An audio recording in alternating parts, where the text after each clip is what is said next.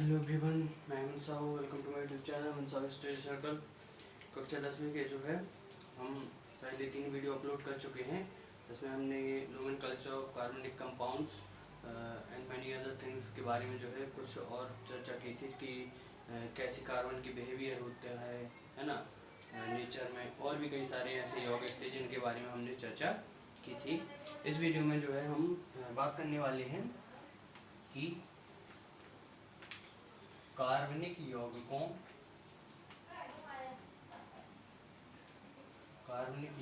की अभिक्रिया। कार्बनिक यौगिक जो है वास्तव में किस प्रकार से अभिक्रिया करते हैं, ठीक है। कौन कौन सी अभिक्रिया करते हैं। सबसे पहली बात जो है आपकी सबसे प्रमुख बात है इसमें कि कार्बनिक यौगिकों में दहन की अभिक्रिया किस प्रकार से होती है, ठीक है। कंबशन की जो अभिक्रिया होती है वो किस प्रकार होती है। तो हम देखते हैं कि जैसे हम किसी कार्बन को ऑक्सीजन की उपस्थिति में क्या करें, जलाएं, ठीक। तो ये काय का निर्माण करेगा, कार्बन डाइऑक्साइड का निर्माण करेगा। साथ साथ में इसमें क्या मुक्त होगी, ऊष्मा भी मुक्त होगी। तो ये सिद्ध हुआ यहाँ पर कि कार्बनिक यौगिक ऑक्सीजन की उपस्थिति में जलकर क्या करते हैं, कार्बन डाइऑक्साइड का निर्माण करते हैं और साथ साथ में ऊष्मा की उत्पत्ति भी करते हैं, ठीक। इसी प्रकार से यदि हम मीथेन का क्या करें, दहन करें ऑक्सीजन की उपस्थिति में, तो ये क्या करेंगे, ये निर्माण करेंगे CO2 प्लस 2H2। यहाँ पर हाइड्रोजन कितने हैं, 4 हैं, तो ये 4 हाइड्रोजन हो गए और ये क्या निर्माण कर लेगा, कार्बन डाइऑक्साइड का, ठीक है। इस प्रकार से जो है अभिक्रिया हो जाती है और साथ में यहाँ पर क्या निर्मित होता है, ऊष्मा का भी उत्सर्जन होता है, ठीक है।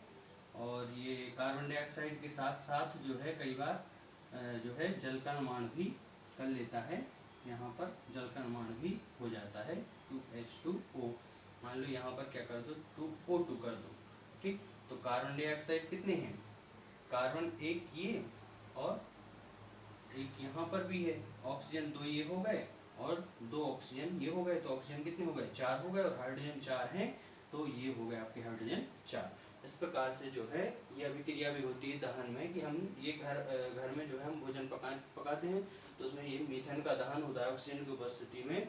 तो ये निर्माण होता है कार्बन डाइऑक्साइड, जल एवं ऊष्मा का, मतलब CH4 प्लस 2O2 जैसे ही जो है प्रकाश की उपस्थिति में जो है दहन होगा इसका, तो कार्बन डाइऑक्साइड और जल का निर्माण हो जाता है। इस प्रकार से दहन की रिएक्शन हो जाती है, ठीक।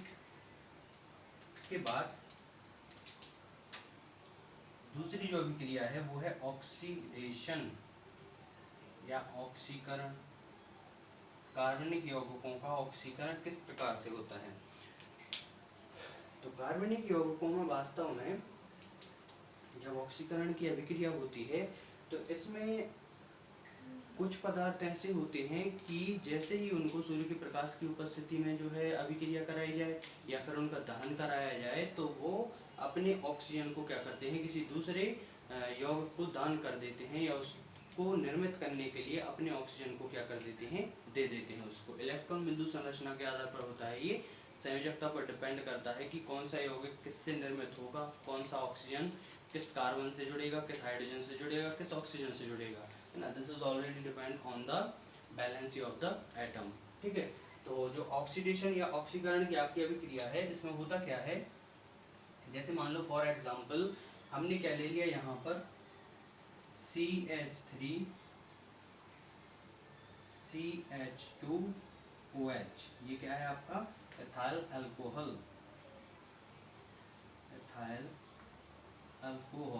ठीक है। CH3 CH2OH होता क्या है, जैसे ही हम इसको क्या की उपस्थिति में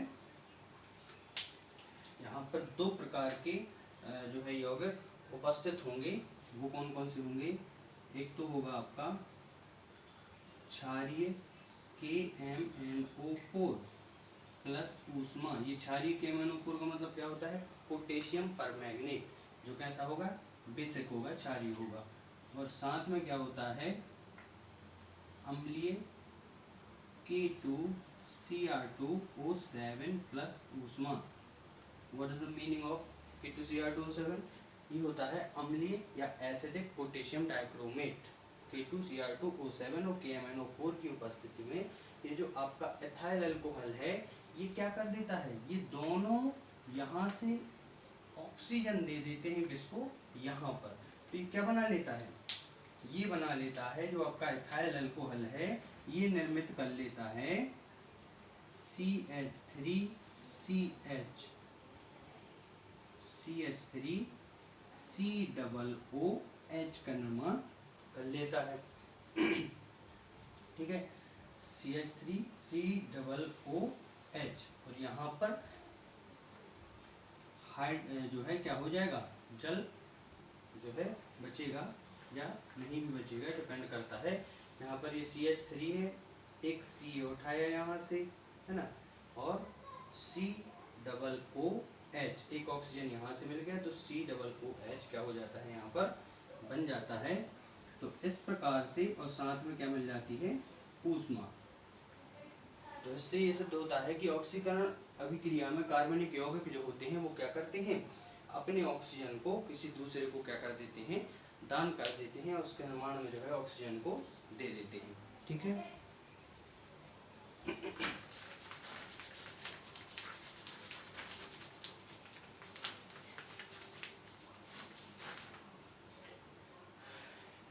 नेक्स्ट जो हमारी रिएक्शन है वो क्या है, संकलन अभिक्रिया।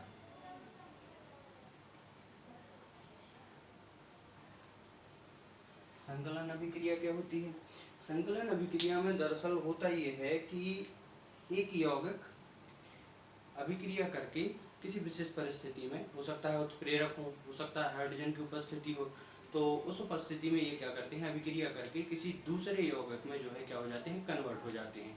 फॉर एग्जाम्पल ये क्या करते हैं, जैसे हमने यहाँ पर क्या लिया, यहाँ पर हमने ले लिया एक असंतृप्त कार्बनिक यौगिक। असंतृप्त कार्बनिक यौगिक क्या होते हैं, ये भी ले लिया हमने C11C, यहाँ से दो हो जाएंगे, यहाँ पर R, यहाँ पे R, यहाँ पे R और यहाँ पे R। ये क्या हो गया आपका, क्योंकि डबल बॉन्ड है इसलिए क्या हुए, असंतृप्त कार्बनिक यौगिक। ये वास्तव में असंतृप्त कार्बनिक यौगिक तो है ही, साथ में असंतृप्त वसा भी है। असंतृप्त वसा क्यों है, क्योंकि जो आपके पेट्रोलियम यौगिक होते हैं या जो ज़्यादातर आपके फ्यूल निर्मित करने वाले यौगिक होते हैं, जंतु वसा कहलाती है, और वो कैसे होते हैं, असंतृप्त रूप में प्रकृति में पाए जाते हैं। अब होगा क्या, यहाँ से जो है ये किसकी उपस्थिति में, उत्प्रेरक की उपस्थिति में, और साथ में हाइड्रोजन की प्रभाव के कारण, मतलब इसको आप संकलन अभिक्रिया करने के साथ साथ क्या कर सकते हो, हाइड्रोजनीकरण की अभिक्रिया भी कर सकते हो, जिससे असंतृप्त कार्बनिक यौगिक निर्माण कर लेते हैं संतृप्त कार्बनिक यौगिक का। मतलब असंतृप्त वसा जो होती है वो संतृप्त वसा में क्या होती है, बदल जाती है। अब ये जो होगा ये किस तरीके से निर्मित हो जाएगा, C सिंगल बॉन्ड C, ध्यान रखना ये डबल बॉन्ड जब खत्म होगा तभी तो संतृप्त वसा का निर्माण करेगा। संतृप्त कार्बनिक यौगिक हमने पढ़े थे जिसमें क्या पाए जाते थे, एकल बंध पाए जाते थे, जबकि असंतृप्त कार्बनिक यौगिकों में क्या पाए जाते हैं, डबल बॉन्ड पाए जाते हैं या ट्रिपल बॉन्ड पाए जाते हैं। तो यहाँ से ये इस प्रकार से चार बंधों का निर्माण होगा, किसमें, कार्बन के साथ। ठीक है, तो ये कार्बन की संयोजकता हो जाएगी और ये हो जाएगी कार्बन की संयोजकता 4। यहाँ से क्या कर दो, एक R, यहाँ पर भी R, यहाँ पर भी R, यहाँ पर भी R, और यहाँ पर क्या जुड़ जाएंगे, हाइड्रोजन जुड़ जाएंगे। ठीक है, क्योंकि ये दो हाइड्रोजन का क्या किया था हमने, यहाँ पर योग किया था। ठीक, तो ये क्या बन जाएंगे, अब आपके निर्मित होगा ये संतृप्त कार्बनिक यौगिक।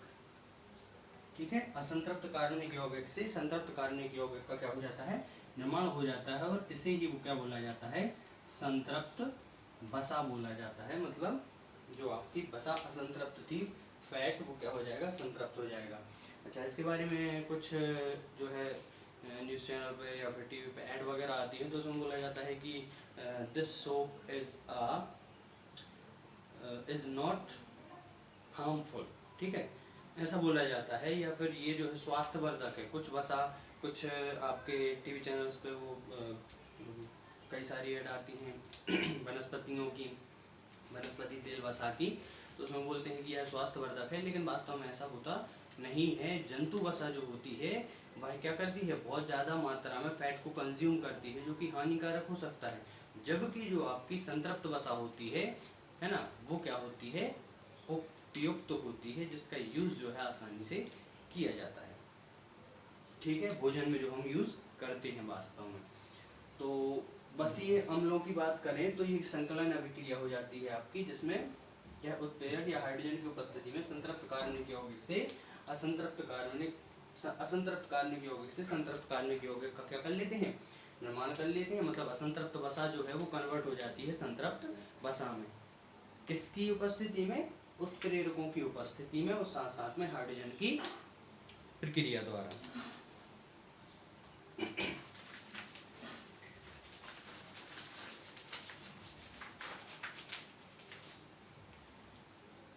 नेक्स्ट जो आपकी अभिक्रिया है वो है प्रतिस्थापन अभिक्रिया।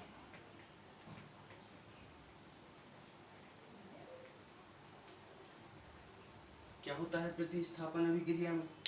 प्रतिस्थापन अभिक्रियाओं को हम पहले भी पढ़ चुके हैं कि कुछ तीव्र यौगिक होते हैं या तीव्र अति क्रियाशील तत्व होते हैं, वो किसी को किसी के स्थान से क्या कर देते हैं, विस्थापित कर देते हैं, उसको उसके स्थान से हटा देते हैं, ठीक है, ऐसा होता है। तो अब हम बात कर रहे हैं कार्बन की और हाइड्रोजन की, हाइड्रोकार्बन की, ठीक है। तो कार्बनिक यौगिकों में किसको अलग करेंगे, कार्बन को तो कर नहीं सकते, इसलिए वो किसको करते हैं, मुख्य रूप से हाइड्रोजन को उसके स्थान से विस्थापित कर देते हैं, ठीक है। तो इस अभिक्रिया को क्या कहते हैं, प्रतिस्थापन अभिक्रिया, जिसमें कोई अतिक्रियाशील तत्व या यौगिक कार्बनिक यौगिकों से हाइड्रोजन को क्या कर देता है, उसके स्थान से विस्थापित कर देता है, ठीक है।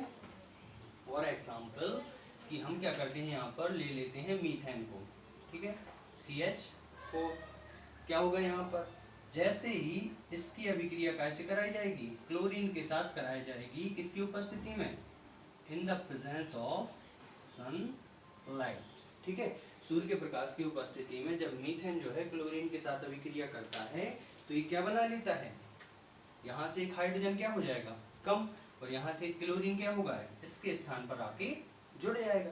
तो ये क्या निर्माण हो जाएगा, ये बन जाएगा आपका CH, यहाँ से एक कम तो कितने, CH3, और साथ में ये जो आपका है एक क्लोरीन भी इसके साथ क्या होगा, जुड़ जाएगा। तो ये क्या बना लेगा, CH3Cl प्लस, अब एक हाइड्रोजन यहाँ से इस क्लोरीन से जुड़ जाएगा तो क्या बना लेगा, HCl। ये क्या हो गया आपका, ये हो गया आपका क्लोरोफॉर्म, और साथ में ये क्या हो गया आपका हाइड्रोक्लोरिक एसिड।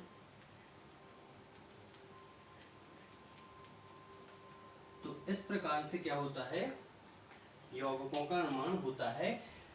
तो प्रतिस्थापन अभिक्रिया, कार्बनिक यौगिक प्रतिस्थापन अभिक्रिया भी दर्शाते हैं सूर्य के प्रकाश की उपस्थिति में। जब हम मीथेन की क्लोरीन के साथ अभिक्रिया करते हैं तो हमारा जो हाइड्रोजन होता है मीथेन में उपस्थित, मीथेन का जो अणु है उसमें उपस्थित जो हाइड्रोजन होता है वो क्लोरीन से क्या हो जाता है, विस्थापित हो जाता है और अपने स्थान को त्याग कर क्लोरीन को उसके स्थान पर क्या कर देता है, जगह दे देता है। इस प्रकार से नए बने हुए यौगिक क्लोरोफॉर्म होता है और हाइड्रोक्लोरिक अम्ल होता है।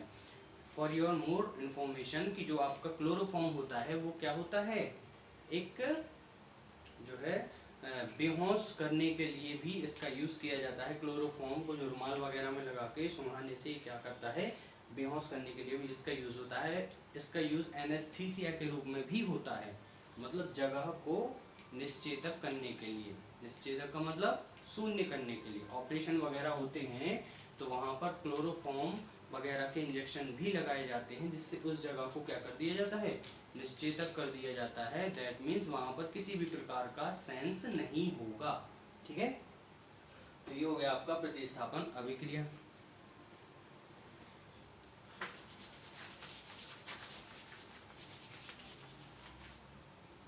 चलिए, तो कार्बनिक यौगिकों क्योंकि ये क्या हो गई आपकी अभिक्रियाएं।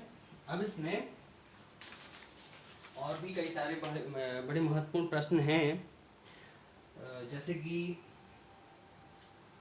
यहाँ से ले लेते हैं आपका एक और अभिक्रिया एस्टरीकरण। अब ये क्या होती है, एस्टरीकरण अभिक्रिया क्या होती है? ये वास्तव में सल्फ्यूरिक अम्ल की उपस्थिति में जो आपके अल्कोहल होता है, मतलब एथाइल अल्कोहल, और साथ में जो आपका एसिटिक एसिड होता है, मतलब एथेनॉल, वो दोनों सल्फ्यूरिक अम्ल की उपस्थिति में H2SO4 की उपस्थिति में क्या करते हैं, एस्टर का निर्माण कर लेते हैं और साथ साथ में जल भी निर्मित होता है। बड़े अच्छे से देखिए यहाँ पर क्या होता है, ये है आपका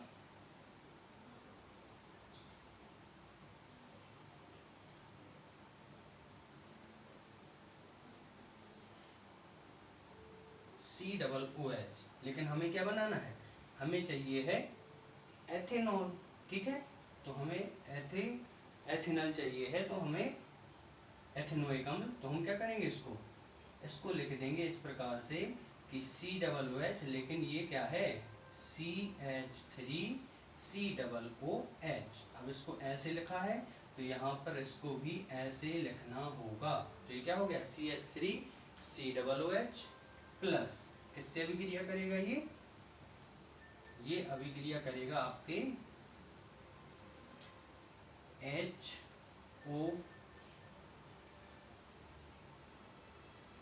CH3CH2। ये क्या है, CH3CH2OH है, मतलब C2H5OH, जो क्या होता है, एथाइल अल्कोहल होता है। ठीक है, एथाइल अल्कोहल, और ये क्या है आपका एथेनोइक एसिड। ये दोनों जब अभिक्रिया करते हैं किसकी उपस्थिति में, यहाँ पर उपस्थिति होती है H2SO4, वो भी कैसा, सांद्र। ठीक है, सांद्र सल्फ्यूरिक अम्ल की उपस्थिति में जब ये अभिक्रिया करते हैं तो ये क्या बनाते हैं, ध्यान से यहाँ पर देखें कि ये जो आपके OH है इसका, और ये जो यहाँ का H है, ये दोनों क्या कर लेते हैं, आपस में निर्मित कर लेते हैं क्या, जल, H2O बन गया, H2O। ठीक, और बचा क्या अब यहाँ पर, CH3CO एको CH3CH2। ठीक, तो यहाँ पर निर्मित क्या हो जाता है, CH3COO, एको ये और एको ये, तो क्या हो गया CH3COO और CH3CH2, या फिर अपन लिख सकते हैं इसको C2H5, लेकिन ऐसे ही लिखें CH3CH2। ये काय का फॉर्मूला है, यही तो वास्तव में क्या है, एस्टर है, जिसका निर्माण यहाँ पर हो गया CH3COO CH3CH2, और साथ में जो है आपका यहाँ क्या बन जाता है, जल। इसी को बोला जाता है एस्टरीकरण अभिक्रिया, जिसमें एथाइल अल्कोहल और एथेनोइक अम्ल जो है आपस में सल्फ्यूरिक अम्ल की उपस्थिति में अभिक्रिया करके एस्टर का निर्माण करते हैं और साथ में जल का निर्माण भी करते हैं। ठीक है, एस्टरीकरण अभिक्रिया कहलाती है। एक और महत्वपूर्ण बात, एस्टरीकरण अभिक्रिया द्वारा ही क्या बनाया जाता है, साबुनों का निर्माण होता है, इसीलिए इस अभिक्रिया को साबुनीकरण की अभिक्रिया भी बोला जाता है। ठीक, क्योंकि ये जो एस्टर है यही आगे जाके बसीय अम्लों में क्या हो जाता है, कन्वर्ट हो जाता है। एस्टर का निर्माण तो होता ही होता है, साथ में जो है बसीय अम्लों के निर्माण के द्वारा भी हम साबुन एवं अपमार्जक का निर्माण करते हैं। ठीक, ये हो गया एस्टरीकरण अभिक्रिया।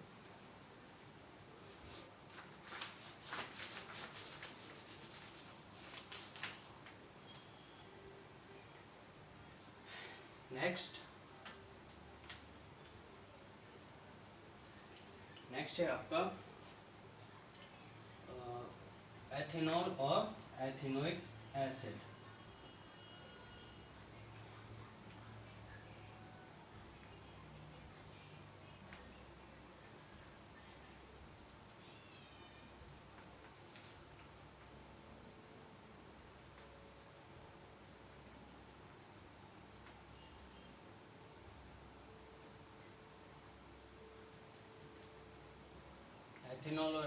अम्ल एसिड क्या है, इनकी वास्तव में हम क्या करेंगे, तुलना करेंगे आपस में, और साथ साथ में इनमें तुलना करेंगे तो क्या निकल के आएंगे, इनके बीच में अंतर भी निकल के आएंगे। ठीक है, एथेनॉल मतलब हो गया आपका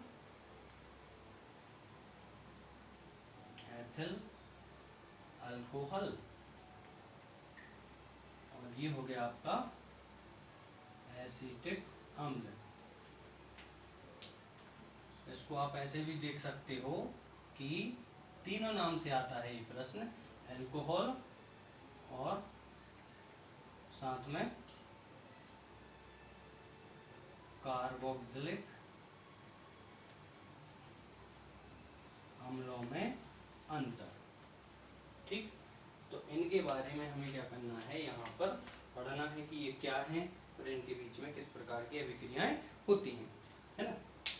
तो सबसे पहले जो है इनके बीच में हम क्या देख लें, गुण देख लें, गुणों में अंतर क्या होता है ना। ये मान लो क्या है आपका एथेनॉल है, और ये क्या हो गया आपका एथेनोइक अम्ल हो गया। ठीक, एथेनोइक अम्ल और एथेनॉल। यहाँ पर सबसे प्रमुख बात क्या ध्यान रखनी है कि इसका जो बॉइलिंग पॉइंट होता है,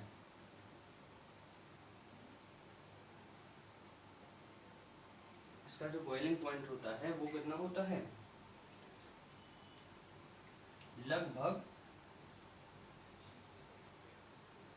351 केल्विन, है ना।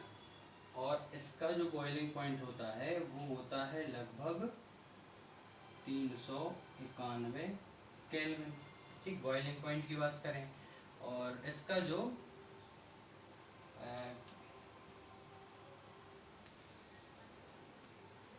क्वथनांक होता है, बॉइलिंग क्वथनांक लिखा जाता है,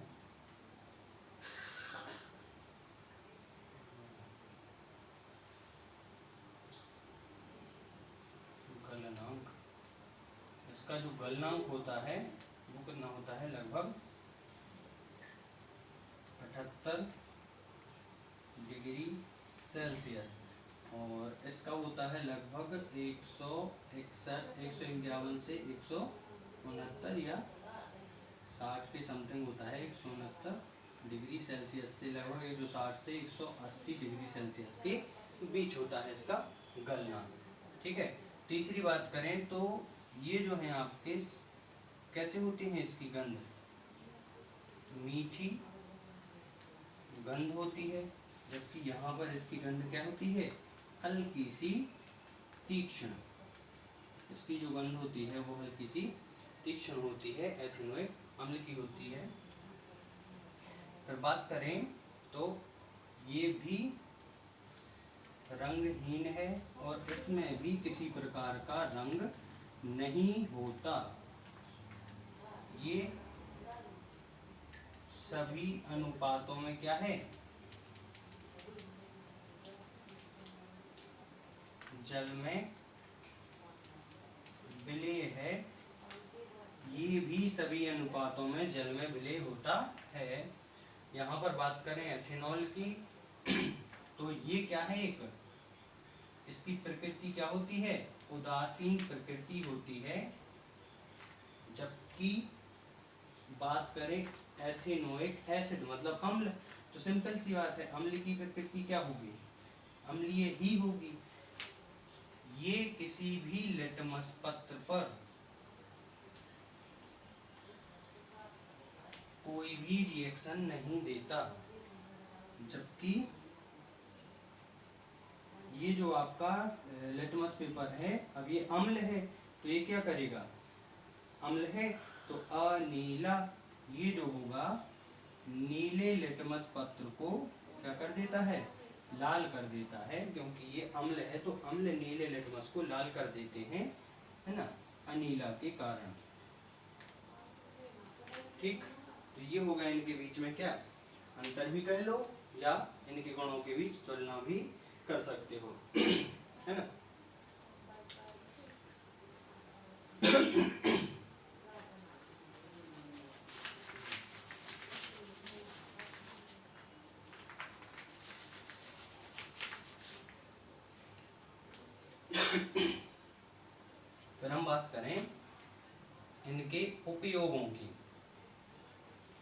एथेनॉल के और एथेनोइक अम्ल के उपयोगों की बात करें अगर, तो ये जो आपका अल्कोहल होता है इसका निर्माण जो है शराब बनाने में तो किया ही जाता है। अल्कोहल का यूज़ जो है जो आपके लिकर शॉप पर शराब होती है उसके निर्माण में इसका यूज़ किया जाता है। जबकि ये जो है आपका एसिटिक अम्ल जो होता है इसको सिरका भी बोलते हैं। सिरका, शीघ्र सिरका विधि हुआ करती थी पहले पुरानी पुस्तकों में। तो ये जो सिरका है या ये जो आपका एसिटिक एसिड है इसका यूज़ किया जाता है जो इत्र वगैरह होता है उसके निर्माण में इसका यूज़ किया जाता है। साथ में जो अचार होता है तो अचार को प्रतिरक्षा या प्रतिरक्षी के रूप में जो है इसका यूज़ किया जाता है। अचार जो पुरानी बरनियों में पहले हुआ करता था तो वो इसके कारण क्या होता था, सुरक्षित रहता था। तो इत्र के निर्माण में, अचार आदि के निर्माण में भी इसका यूज़ किया जाता है। फिर एथेनॉल से जो है पेंट, वार्निश आदि का निर्माण किया जाता है। जबकि यहाँ पर जो आपके एथेनोइक अम्ल हैं इसके माध्यम से हम क्या कर सकते हैं, औषधि आदि का निर्माण भी कर सकते हैं। औषधियों के निर्माण में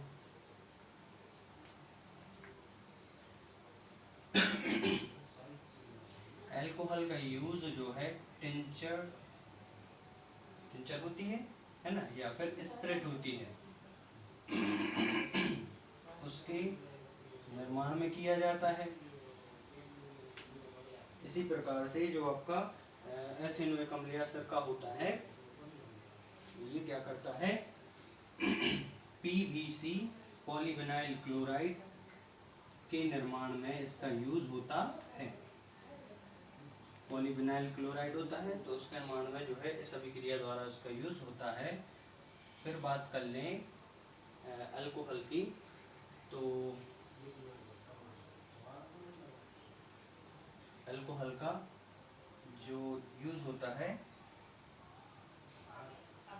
प्रयोगशाला में